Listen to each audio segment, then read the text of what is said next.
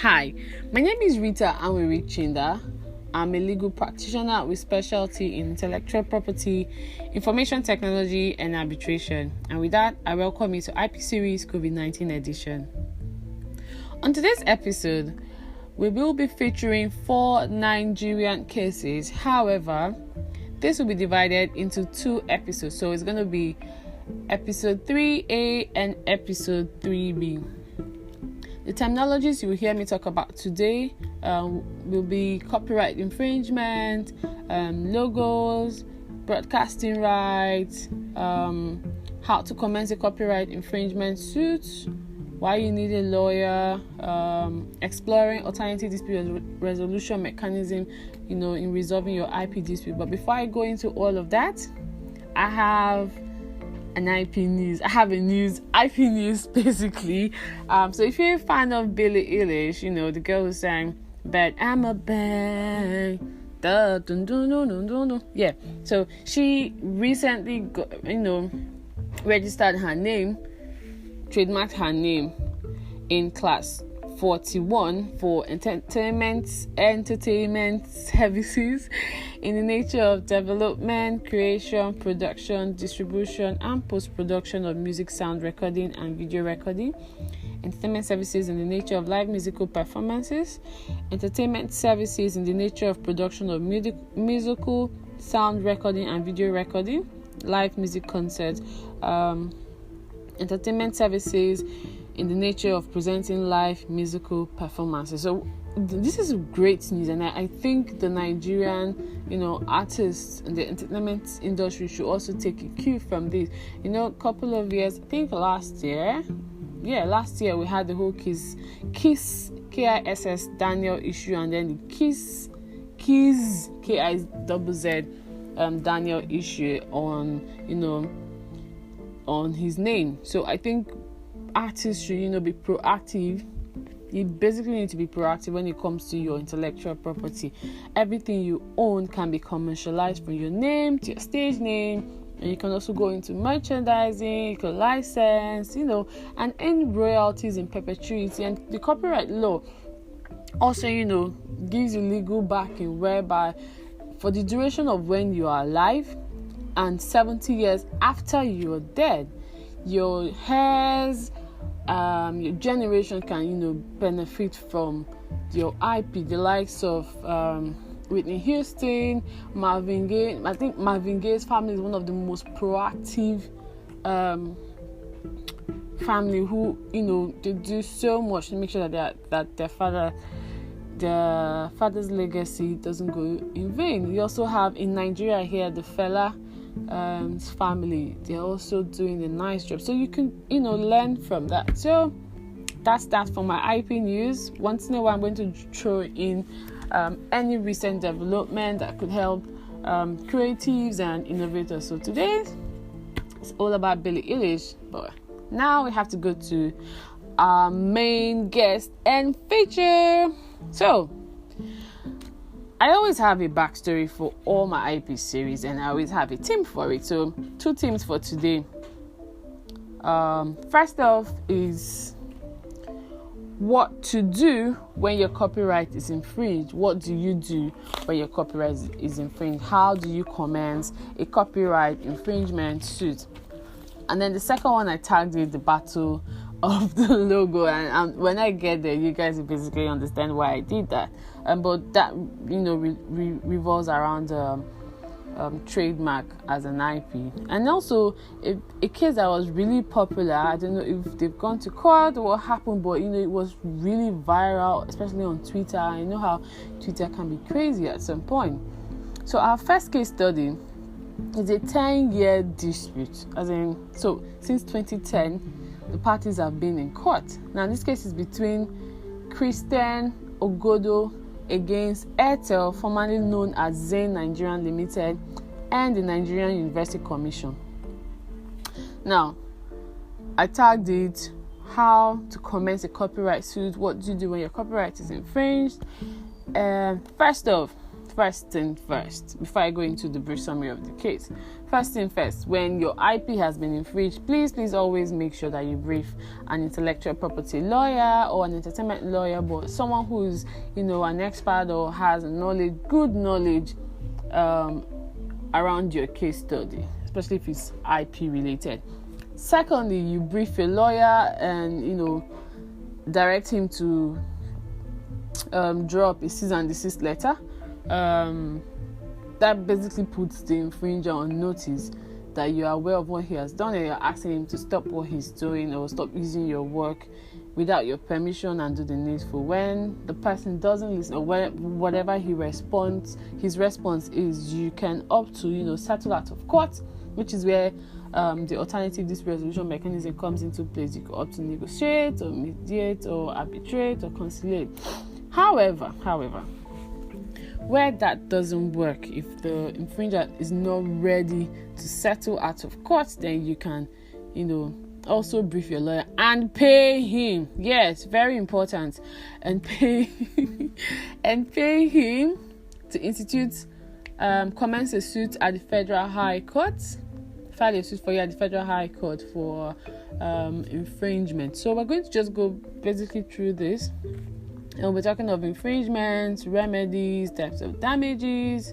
So this particular case, the case against Christian Ogodo against Airtel and NUC, is like the biggest IP damage case. Damage not means like destruction, but like award money gotten from an infringer. So the court awarded the sum of 703 million naira.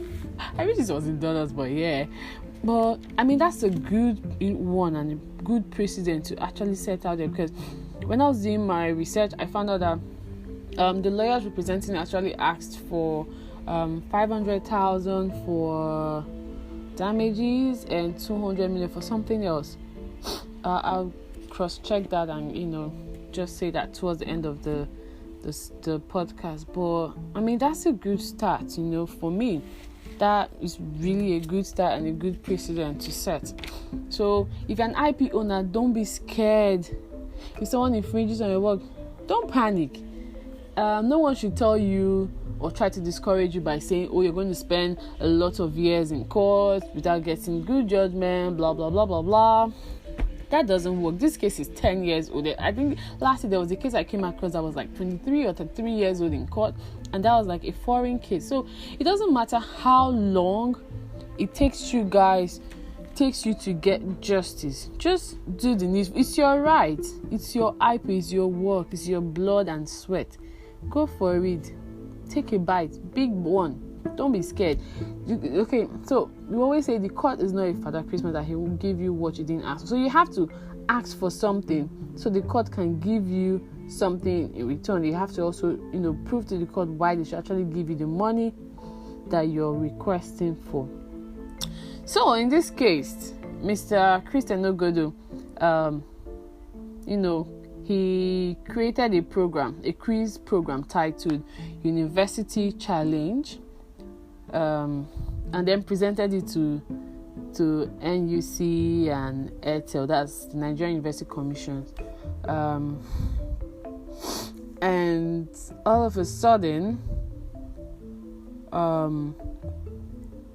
Airtel and the NUC went ahead to broadcast the program. They aired the program on AIT, that's the African Independent Television, and the Nigerian Television Authority, NTA.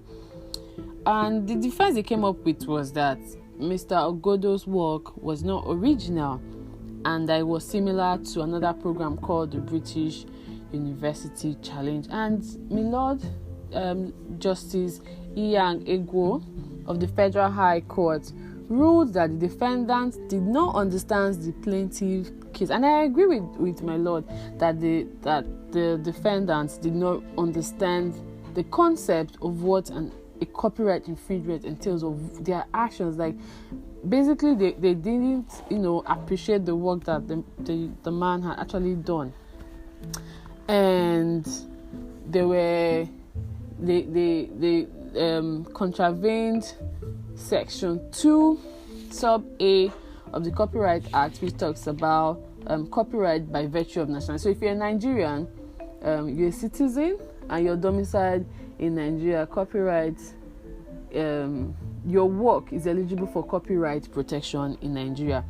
Now, section 6 talks about the general nature of copyright. So if it's a broadcasting right, what are the exclusive rights that the copyright owner is entitled to? So when it comes to broadcasting rights, the copyright owner has exclusive rights to broadcast or communicate the work to the public either by a loudspeaker or any other similar device, and that right rests with Mr. Ogodo, unless he decides to license or give permission to Airtel, NUC, or any other person that comes to meet him for asks for his permission.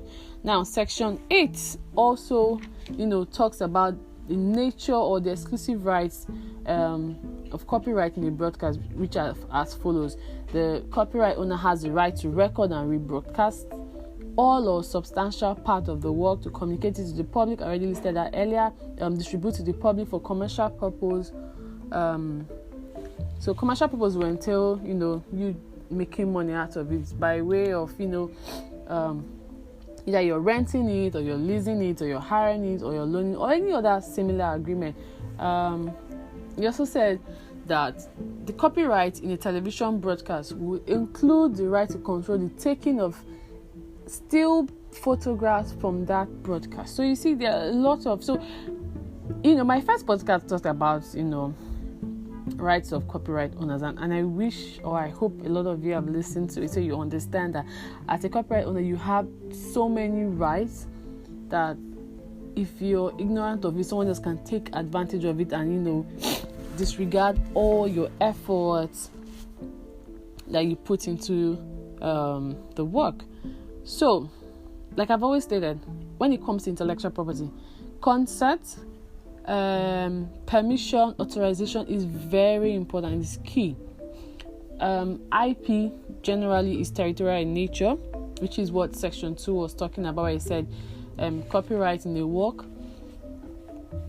A copyright owner must, they didn't use must, it said the person must be an individual who is a citizen or is domiciled in Nigeria. So if I'm not of Nigeria, if I'm not Nigerian but I live in Nigeria or I've stayed in Nigeria, I should have been a citizen, and I'm a citizen and I live in Nigeria, my work will enjoy copyright protection. So in order to do that, you also need to make take extra effort by depositing a copy with the Nigerian Copyright Commission. Copyright owners are entitled to 2 rights: economic right, which gives you the right to make money from your copyright work, and then you have the moral right, whereby you have a say in how your work is being used. You won't allow the person that the work has been given to alter it in any way that destroys the whole purpose of your work, in particular. Then there's the issue of ownership. So Mr. Agodo owns the work. How do you determine the owner or author of a work? Now, section 10 of the Copyright Act says that the initial authorship shall vest in the person who creates the work. So let's say I am writing a book, that I am the original author. However, there are 2 exceptions. If I was hired to work for hire, if I was hired to do that work, I will be the author but not the creator. If it was done in the course of my employment, my employer will be the owner and the author of the work. I hope that makes a lot of sense to everyone listening. Now, another issue I would like to talk about is that when it comes to copyright, you enjoy automatic protection in your original work so far as it's in a fixed medium. And this IP is the only one that gives you automatic protection. Other IP such as trademark, patent, industrial design, you need to register it to get legal backing. So Christian Ogodo's work can be termed to be a TV format. If a TV format basically such as live series or events or programs rather that are shown on TV. These are TV formats. Now, what is a copyright infringement? Copyright infringement basically is where the work of a copyright owner is violated or used without their consent, just like what Airtel and NBC did. They practically used Mr. Ugodo's work without his consent. Now, can a TV format enjoy protection as a copyright work or as a trademark? Which one do you think will be the correct IP to use to protect the work? So I always tell people that it's best to have a multi-layered IP protection. So you can protect your TV format as a literary work by depositing a copy at the Nigerian Copyright Commission. Then the title of your program can also enjoy trademark protection if it's original. Now, when it comes to protecting TV format as a copyright, the protections are usually limited, and they are as follows. One, the copyright protects the expression of the idea in a fixed medium.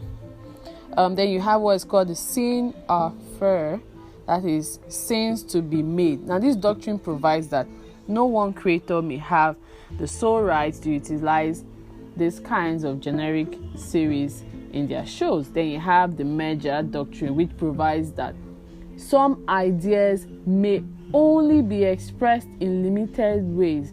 Example, a competitive reality show. So you had the likes of Who Wants to Be a Millionaire, British Got Talent, American Got Talent, The Voice, and then the Big Brother franchise. Those are competitive reality shows that are examples of a TV format. So what are the remedies a copyright owner has when his work has been infringed? So remedies for IP infringement could involve a civil or criminal remedies. Then you have the final remedies. So under the civil remedies, you have final remedies such as account of profit, damages, which could be punitive or statutory. Then you also have final remedies. You also have final remedies such as that are non-punitive in nature. It could be declaration, delivery up and destruction, court order for a party to reveal relevant information, and then injunction. You also have interim remedies such as interim injunction. You also have ex parte orders such as search orders, also known as Anton Pillar orders. Then you have the freezing injunction, also known as the Mareva injunction. Then, so I said earlier that when the suit was filed, Christian demanded for 500 million as special damages and 200 million as general damages, and ended up getting 703 million naira. So damages, an award of damages is like one of the most common remedy for an IP infringement, which is mostly in a financial form. It is usually calculated on the basis of lost profit or on a royalty basis. The general rule is that there should be some form of compensation that the party or the person should get. So that covers it. Then for the criminal aspect, I said remedies for IP infringement. You have the civil, then you have the criminal remedies. So for the criminal remedies, you're talking about criminal liabilities and sanctions, which could involve basically. So when it comes to intellectual property, criminal sanctions are only common or exist when it comes to copyright or trademark law.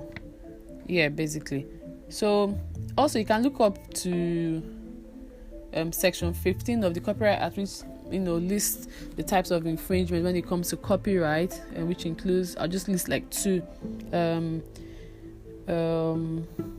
When you distribute someone's work without his or her permission, you permit a public place of entertainment to use the person's work, or you perform it in public, etc., etc. So an action for infringement, you look at section 16, which also states there that the Federal High Court has the jurisdiction to listen to copyright infringement issue. So if you have questions when it comes to this particular topic, do let me know. So section 20 also talks about criminal liability, and I'm just going to read what it says. So section 22(1) says any person who makes or causes to be made for sale, hire, or the purpose of a trade infringing copy of a work in which the copyright succeeds, or imports or causes the importation into Nigeria, or makes or causes to be made or has in his possession any plate, master tape,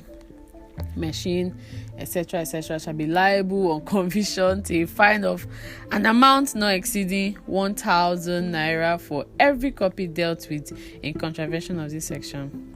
So if you need more information about that, you can read section 20. Don't forget, for criminal liability, we talked about criminal remedies, section 16 for action for infringement, and section 15 on what infringement of a copyright really entails. Now to our second case. I don't even know why I'm excited. So just a recap of the first one. How do you commence a copyright infringement? Brief a lawyer, send a cease and desist letter, opt for ADR, file a suit at the Federal High Court, present your evidence, persuade the judge, and you could be smiling to the bank like Christian Ogodo. Second case is the case of, drum roll please, the case of First Bank against Extreme Creativity Expression Limited. Now I tagged it the Battle of the Logo. Now I found this case really interesting when it was trending on Twitter. I had few people reach out to me, and I was like, I didn't want to really make a comment then because of how the whole thing was looking at. But basically the summary of it is that Extreme Creativities had created a logo celebrating for First Bank, who was celebrating and doing his anniversary basically.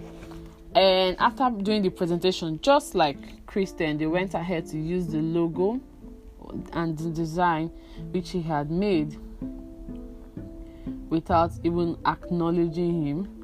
And he was pretty upset about it, and it became a big issue online, and questions and people advising him, you should hire a lawyer, you should do this, you should do that, etc., etc., etc. And comments were flying, and people were like, this is how big brands oppress smaller brands, this is how someone steals your idea without acknowledging you, etc., etc., etc. So Debo Atiba is the CEO of Extreme Creativity. He was calling out First Bank for using the logo which he had designed, like I earlier said, accusing them of intellectual property theft. The logo was designed to celebrate First Bank 125 years anniversary. Like that's a milestone, 125 years as a brand. And the thing with IP is that you see brands that have even lived longer than other brands. because they had explored every form. But that aside, and now my question, or the question I got was, who owns the IP? Who owns the logo that was designed for First Bank? And they said, according to the case, they were asked to do, after the presentation, the bank didn't make a good offer, only for them to come ahead and use, the logo they had designed for the bank. So this is my take. I'm going to just give you guys two examples. So when it comes to logos or design, the first thing that comes to my mind is trademark. So if I'm looking at the design aspect, I have to, consider the overall feature of the work, and then you'll be talking of industrial design, etc.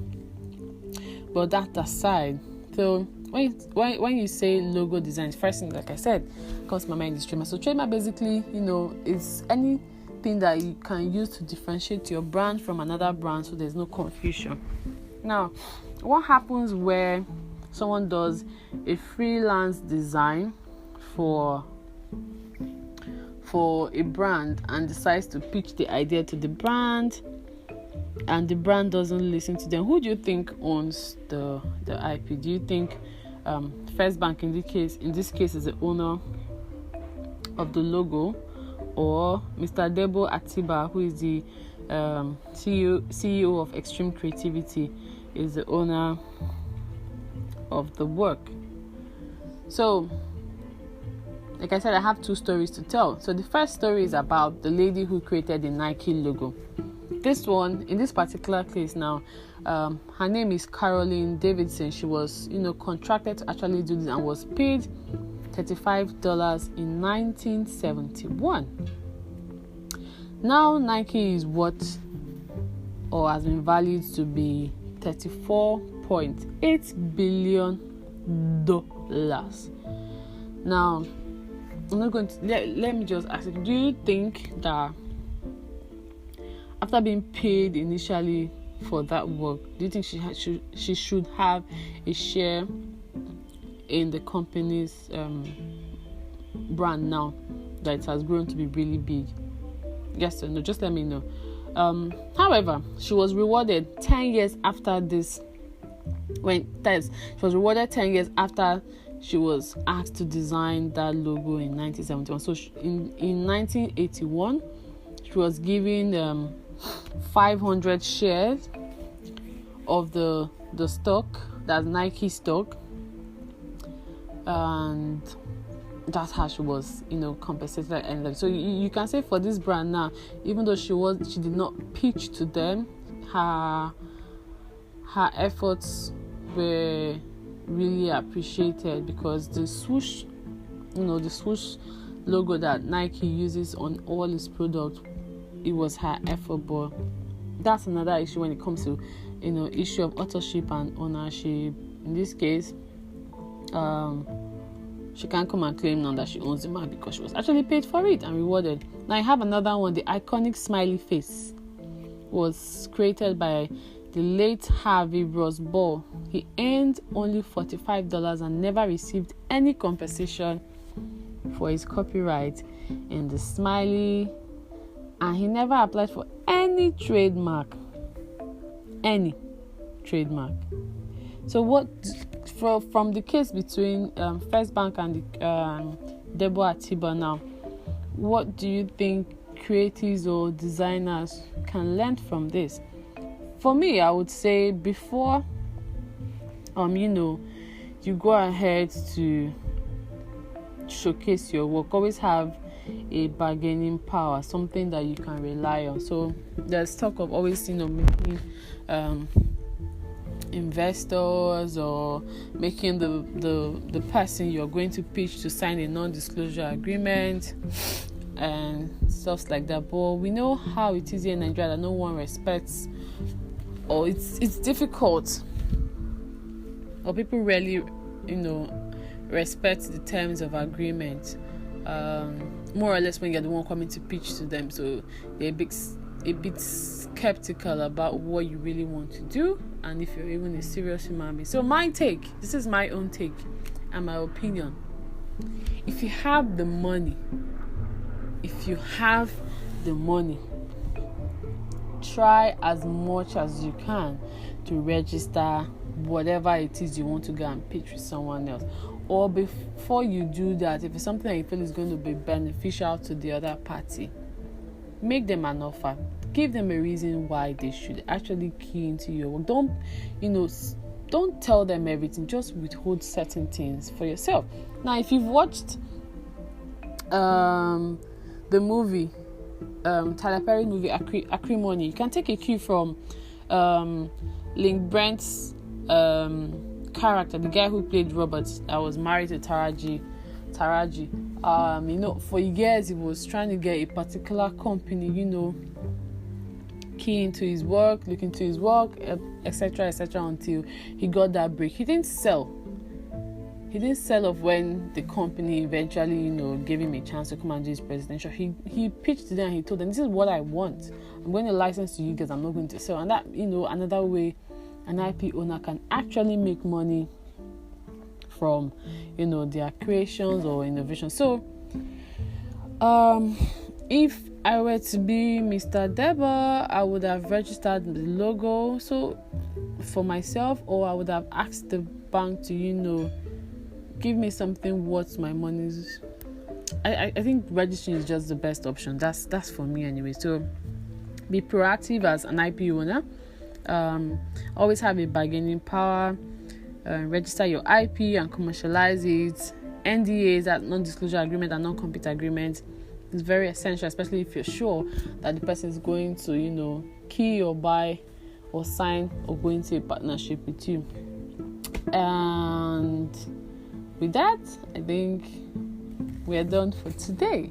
So let me know your thoughts on this.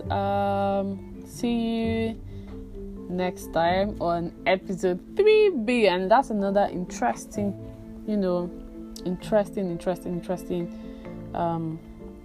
case study. But the two cases are on copyright, and so I hope you guys look forward to it. Let me know what your thoughts are on the Christian Ogodo's case and the First Bank against Extreme Creativity case. What are your thoughts? What would you have done differently? What did you learn from it? If you have questions, don't forget to send us an email to ipseriesinfo@gmail.com or PARDO PARDOO prime PRIME legal @gmail.com. Until next time, thanks for joining us. Bye.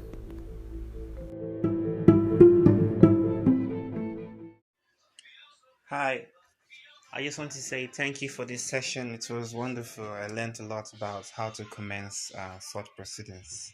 Thanks a lot. I'm Bashir.